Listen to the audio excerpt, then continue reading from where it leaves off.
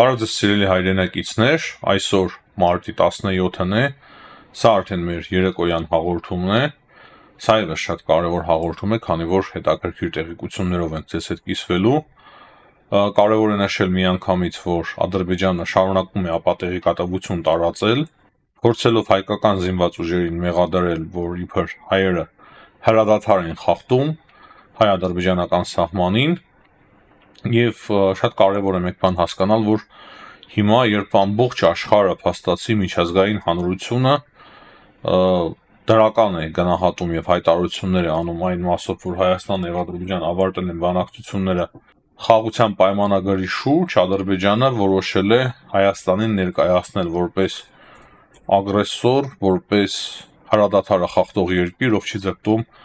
խաղաղություն հաստատել տարածաշրջանում։ Այդ իսկ պատճառով հիմնական նպատակը դա է, որպեսզի այդպիսի ապատեղեկատվություն տարածեն, լավ է, որ հայկական կողմը ակտիվ հերքում է եւ հիշեցնում է այն առաջարկի մասին, որ Հայաստանի Հանրապետության վարչապետի աշխատակազմը առաջարկել է վերահսկման մեխանիզմներ ստեղծել Ադրբեջանի հետ, բայց կարևոր է նաեւ հասկանալ, որ դա փորձ է նաեւ ինչ-որ միտեղ ճնշումներ գործադրելու Հայաստանի վրա, Հայաստանի հասարակության վրա, բայց այստեղից մեկ բան հստակ պարզ է դառնում, որ Ադրբեջանը չի ուզում ստորագրել խաղաղության պայմանագիր, դե այդ մասին մենք բազմիցս խոսել ենք, մենք պատկերացնում ենք, չնայած որ Ալիևը ասում է, որ ժամանակն է եկել խաղաղության, որ հասցնեն այս փոփոխությունների մեջ, որոնք որ տեղի ունենում մեր տարածաշրջանում, բայց այսօր նույն ժամանակ Մատվիենկոին շատ մեծ հաճույքով ընդունում էին Բաքվում եւ նա նաեւ Մատվիենկոն արդեն հանդիպել է նույնիսկ Ադրբեջանի նախագահ Իլհամ Ալիևի հետ եւ Մատվիենկոյի հայտարարության համաձայն նրանք դաշնակիցներ են, ռազմավարական գործընկերներ են եւ իրոք այդպես էլ կա, այսինքն այս գործողություններով հստակ դուրս է գալիս, որ մինչեւ վերջ Ադրբեջանը չի կողմնորոշվում, մեկ ուզում է գնալ դեպի արևմուտք, մեկ ձգտում է գնալ դեպի արևելք, մեկ ձգտում է գնալ դեպի հյուսիս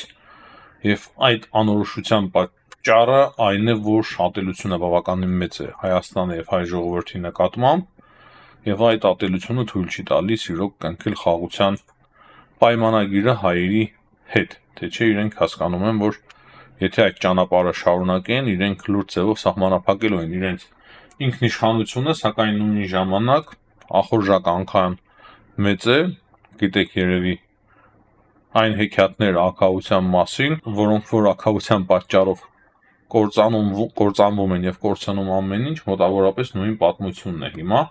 չեն ուզում իրական խաղաղություն հաստատել Հայաստանի հետ, բայց հասկանալով, որ այդ իսկ պատճառով կարող է ինքնիշխանության սահմանափակում ունենան, քանի որ դրանով ամրապնդում են միայն օտարների ներկայությունը սեփական երկրում եւ ցավոք սրտի մեր տարածաշրջանում։ Կարևոր մեկ տեղեկության եւս անդրադառնանք, որը վերաբերվում է Ամերիկայի Միացյալ Նահանգների պաշտպանության նախարարությանը, պետք է նշեմ, որ ռուսական արտին հերթական ապատեղեկատվություններ տարածել, թե իբր Ամերիկայի Միացյալ Նահանգները զենք զինամթերք են տեղափոխում Հայաստան եւ Ամերիկայի Միացյալ Նահանգների պաշտպանության նախարարությունը հերքել ինչ, այսինքն չի էլ կոնկրետ մեկնաբանել, թե ինչ է տեղի ունենում, քանի որ մենք հասկանում ենք, որ ոչինչ չի տեղի ունենում, ուղղակի ասելով, որ Ամերիկայի Միացյալ Նահանգները շատ բարձր են գնահատում Հայաստանի հետ համագործակցությունը եւ Հայաստանի հետ հարաբերությունները, ու նրանք ավելացրել են Միացյալ Նահանգները չեն քննարկում զենքի տեղափոխումը, ելնելով անվտանգության օպերատիվ նկատառումներից, այսինքն Միացյալ Նահանգները հրաժարվել են մեկնաբանել այդ ապատեղեկատվությունը, բայց հետաքրքիր է նաեւ այն, որ ռուսական լրատվամիջոցը արտին տարածում է նման ապատեղեկատվություն, որպեսզի երևի թե ավելի շատ սրեն հիմա իրավիճակը տարածաշրջանում, քանի որ տեսնում ենք, թե ինչ ապատեղեկատվություն է տարածում Ադրբեջանը։ Հետաքրքիր տեղեկություն կա, որ Գերմանիայի նախագահան մարտի 30-ին այցելելու է Հայաստան եւ Ադրբեջան եւ Ֆրանկ Վալտեր Շտայնմայերը բանակցություններ է վարելու ինչպես Հայաստանի Հանրապետության նախագահի, այնպես էլ Հայաստանի Հանրապետության վարչապետի հետ, ինչպես նաև Ադրբեջանում հանդիպելով է Իլհամ Ալիևի հետ։ Իմ պատկերացմամբ սա կարող է դառնալ նաև Գերմանիայի ինչ-որ նախաձեռնություն, փորձ կարգավորելու հայ-ադրբեջանական հարաբերությունները,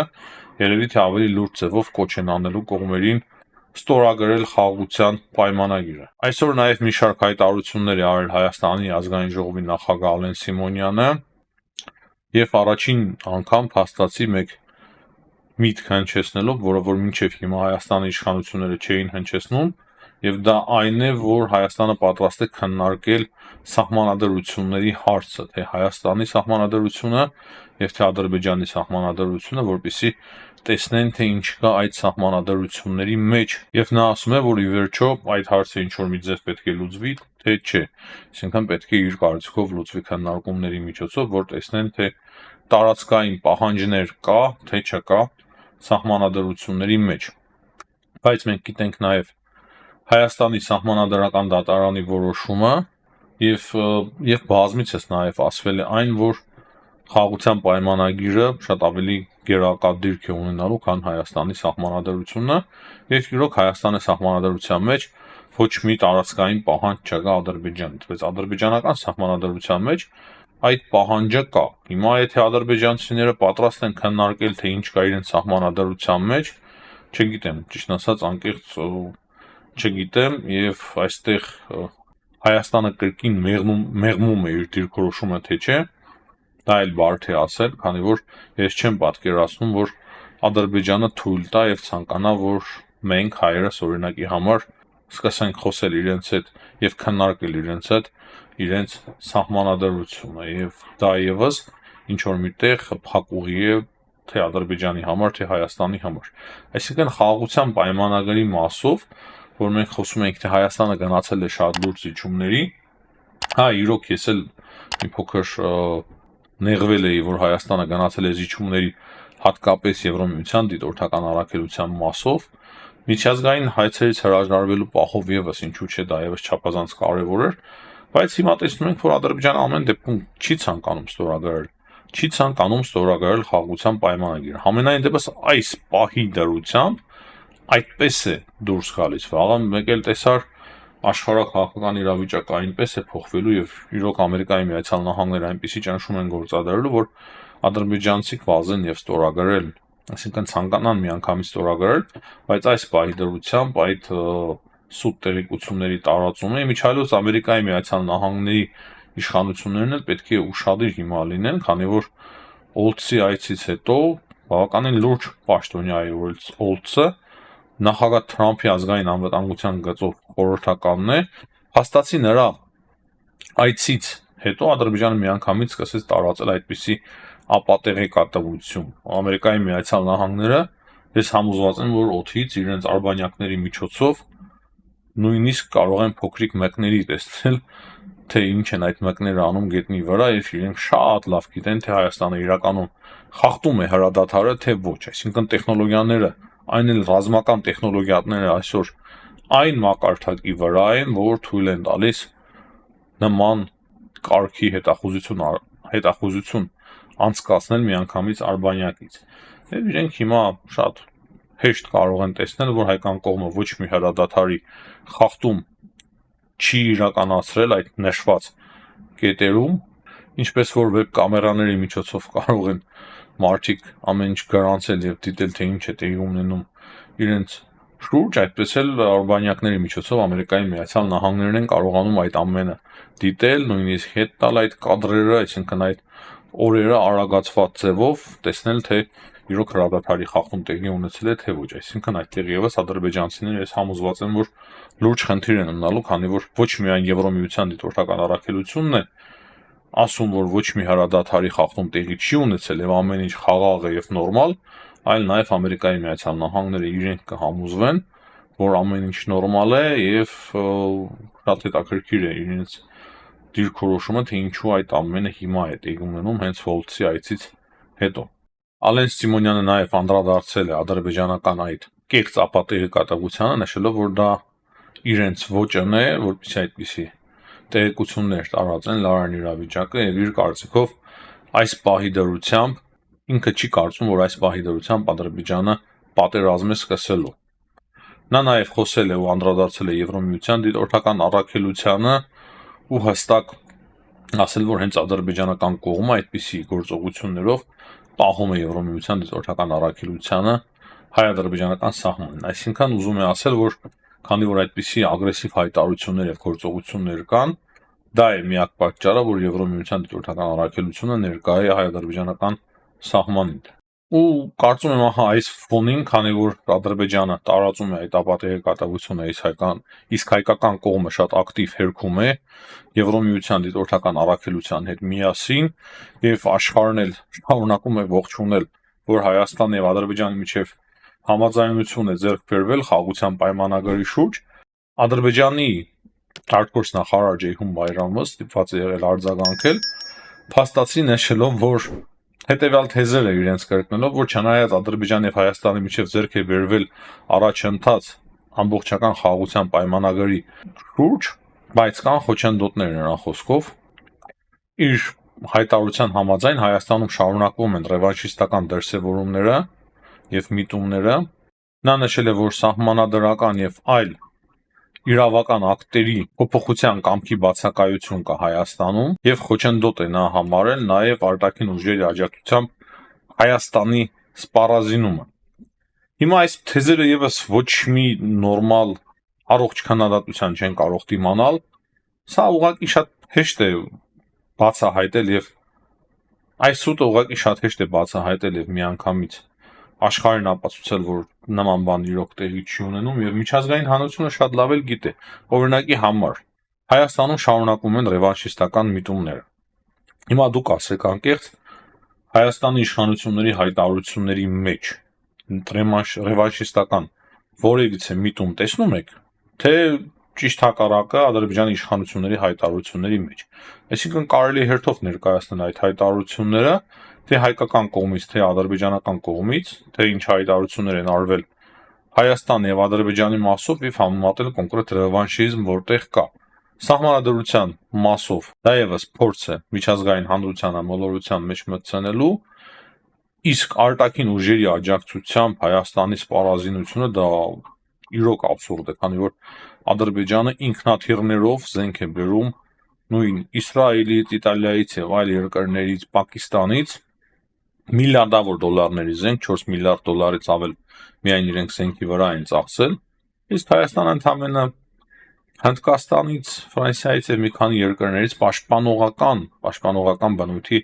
զենք է ձեռք բերում։ Մենք ճիշտ է շատ լավ էլ անում ենք եւ ավելին պետք է անենք, բայց իրականությունը այն է, որ այլ ուժերի օգնությամբ ավելի շատ զինվում է Ադրբեջան։ Եվ եթե ասենք ուղղակի Հայաստանին եւ նույնիսկ չես էլ կարող ասել, որ որևիցե մեկ երկիր ինչ որ մի զինատեսակ Հայաստանին նվեր է ուղարկում, նույնիսկ Հայաստանի դաշնակից Ֆրանսիան նա եւս վաճառում է Հայաստանին զենք։ Ինչ վերաբերվում է Եվրամիության խաղաղության հիմնադրամի միջոցով ոչ մահաբեր զենքի մատակարարումը Հայաստանին, դա այնքան փոքր ծավալի զենք է, այն էլ պաշտպանողական բնույթի, հիմնականում երևի թե ռադիոէլեկտրոնիկայի դեմ պայքար, ինչ որ նման միջոցների մատակարարում, որը որ նույնիսկ զենք չի կարելի համեմատել եւ դա ահավոր փոքր ծավալների, այսինքն այս թեզերը ոչ մի ձև չեն դիմանում որևիցե քննադատության, որևիցե լուրջ քննադատության։ Հետաքրքիր գրառում է արել Հայաստանի աշխատանքի եւ սոցիալական հարցերով նախարար Նարեկ Մկրտչյանը։ Նա փաստացի Ամերիկայի Միացյալ Նահանգներում քաղաքացիական պայմանագիր կուսակցության անունից եղել է Ամերիկայի Միացյալ Նահանգների նախագահ Դոնալդ Թրամփի Մար-a-Lagoյում գտնվող առանձնատանը եւ կարևոր հանդիպումներ է շատ անցկացրել եւ այդ նկարները եւ վիդեոները կան, թե ինչպիսի հանդիպումներ է նա այնտեղ անցկացրել։ Դա Դոնալդ Թրամփի առանձնատունն է Մար-a-Lagoյում եւ ես կարծում եմ, որ դա իրոք հիմա շատ կարևոր է նման կադրեր եւ հայտարարություն հենց հրապարակել այն բանից հետո, երբ որ Օլցը Դոնալդ Թրամփի ազգային անվտանգության հարցերով խորհրդականը այցելել էր Բաքու։ Միայն կարելի է ենթադրել, թե ինչպիսի հանդիպումներ է ունեցել Նարեկ Մկրտչյանը Դոնալդ Թրամփի առանձնատանը։ Բայց այստեղ հարկավոր է նշել, որ Դոնալդ Թրամփի առանձնատան այդ նկարների մեջ բացակայում էր ինքը Դոնալդ Թրամփը։ Միջազգային նորությունները, ասած, այդքան էլ հագեցած չեն։ Կարևոր է նշել, որ Մեդվեդևը շատ վայրի ձևով անդրադարձել է Մակրոնի եւ Ստարմերի հայտարարություններին Ուկրաինայում զորքեր տեղակայելու մասով, ճիշտ ասած չեմ էլ ցանկանում Մեդվեդևի հայտարարության անդրադառնալ, բայց ինչ որ շատ գարեհիկ ձևով ինքը իր ոճի մեջ հայտարարություններ է արել եւ ասել է, որ կիսվեք Դոնալդ Թրամփի հետ, թե ինչ եք անում, այսինքն իրենց համար շատ ավելի ընդունելի է Դոնալդ Թրամփի դիրքորոշումը։ Բայց դա միակ տեղեկությունը չէ Ուկրաինայի մասով։ Այսօր կարևոր հայտարարություն է արել նաև Ամերիկայի Միացյալ Նահանգների պետքարտուղար Մարկո Ռուբիոն եւ նա ասել է, որ չափազանց կարևոր է, որ հրադադարը տեղի ունենա, այսինքն Ռուսաստանը չպետք է հրաժարվի հիմա հրադադարից։ Նրա խոսքերով նախ պետք է հրադադարը տեղի ունենա, առաջինը ինչ պետք է տեղի ունենա, դա հրադադարը պետք է տեղի ունենա, եւ երկրորդը արդեն բանակցությունները կոնկրետ խաղաղության մասով, այսինքն եթե չլինի հրադադար, չի ստացվի նաև քննարկել խաղաղության հարցը։ Եվ դրանից բացի մենք տեղեկանում ենք, որ Պուտինի եւ Թրամփի միջև հեռախոսազրույցը տեղի ունենալու մարտի 18-ին այս մասին տեղեկացրել է Ռուսաստանի Դաշնության նախագահի մամլո խոսնակ Պեսկովը։ Այսօր հայտարարություն է եղել նաև Իրանի արտգործ նախարարությունից եւ նրանք ասել են, որ Թրամփի նամակը այս պահի դրությամբ հրապարակելու իրենք մտադրություն չունեն եւ քննարկում են Թրամփի նամակը եւ թե ինչ պատասխան տան Թրամփին, բայց ասել են, որ այդ հայտարարության համաձայն մեծ հաշվով մեծ փոփոխություն չկա Թրամփի ոճի մեջ, այսինքն նամակում եւս Թրամփը իր ոճի մեջ է եղել, երբ որ Իրանին ուղղված նամակ է եղել։ Եվ վերջում կարող եմ ուղղակի ավելացնել նաեւ այն, որ Կանադայի նոր վարչապետը այցելել է իր առաջին այցով Փարիզ եւ հանդիպել է Էմանուել Մակրոնի հետ եւ Ֆրանսիան շատ է կարեւորել, որ որպես առաջին այցով Կանադայի վարչապետը հենց Փարիզն է ընտրել։ Հիմնականում այսքանը սիրելի հայրենակիցներ, միջազգային կարևոր այլ տեղեկություններ այս պահի դրությամբ չկան, կարծես մի քանի օր է ինչ որ չափով կարելի ասել, որ դադար է, երևի դադար է մեծ ավելի հետաքրքիր իրադարձություններից առաջ։ Ուղղակի հիշեցի նաև մեկ բան, որ Գերմանիայից հայտարարություններ կան, որ նրանք ավելացնելու են Ուկրաինային աջակցությունը, եթե չեմ սխալվում, 4 միլիարդով եւ ընդհանուր 6 միլիարդ եվրոյի օգնություն են տրամադրելու Ուկրաինային։ Այս պահի դրությամբ այսքանը, հաջողություն, կհանդիպենք։